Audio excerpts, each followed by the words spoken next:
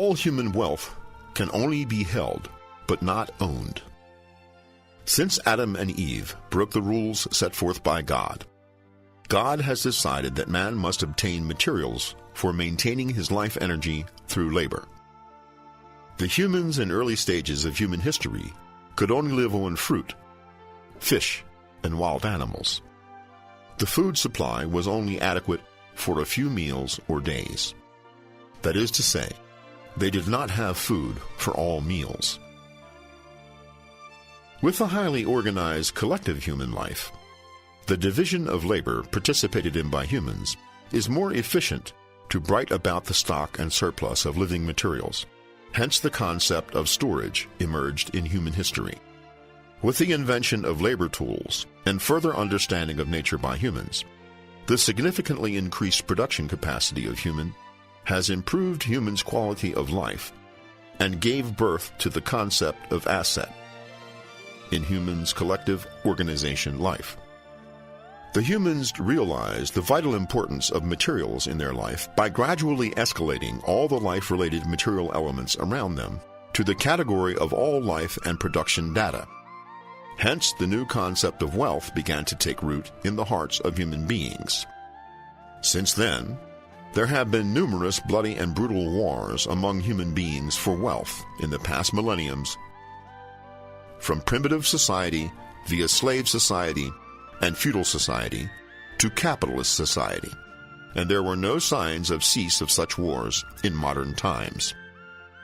However, every member and family of each class in all countries who regard pursuit of wealth as their major purpose of life are so eager to become rich that they contend anxiously for wealth.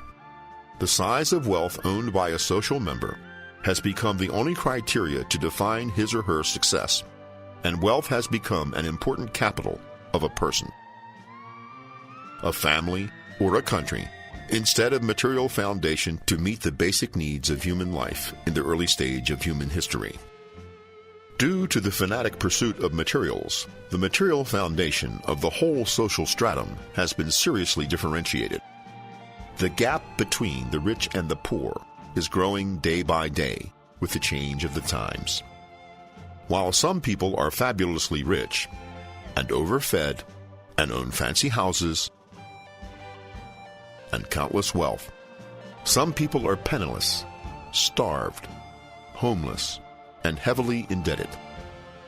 The material wealth of the whole mankind is increasingly possessed by a small group of people. The whole mankind has been classified into many groups according to wealth they own, and classes have therefore come into being, resulting in serious imbalances between material accumulation and supply in the whole human society. The contradictions and disputes caused by a prolonged imbalance were escalated into wars in different periods of time in the history. A new class would overthrow the rich and privileged old class they resented by violence when they could no longer withstand the pressure for survival. Countless brutal and miserable tragedies have staged in all nations, and hundreds of millions of human beings have been killed by humans themselves in the past millenniums of human history. With the establishment of the new regime, the new wealthy class would quickly emerge, and with the gap between the rich and the poor widening day by day, human would reinstate the vicious cycle from struggle and revolution to suppression and counter-revolution, in which countless lives would be killed and bleeding corpses littered around. No one would win such fight of humans who went astray under the lure of devil to kill each other in the endless confrontations in millenniums of long history of mankind.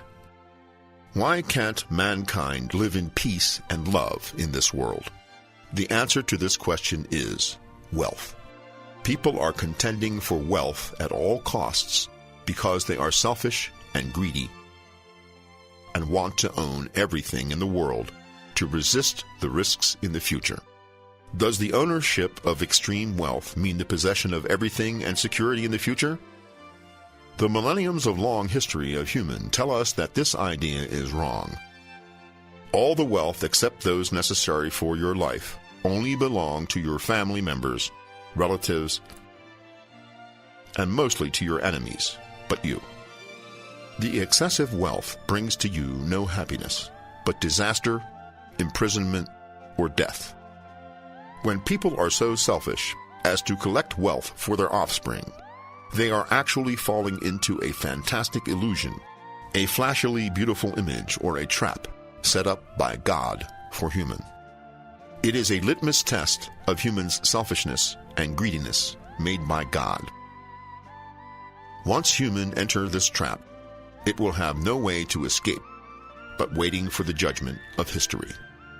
A person, no matter rich or poor, can only have 3 meals a day, stay in one room, sleep in one bed. Humans are all the same in terms of basic needs for daily necessities. They are only different in level of life quality. Human is too weak to sustain the extravagant life for which many people may pay high price for life.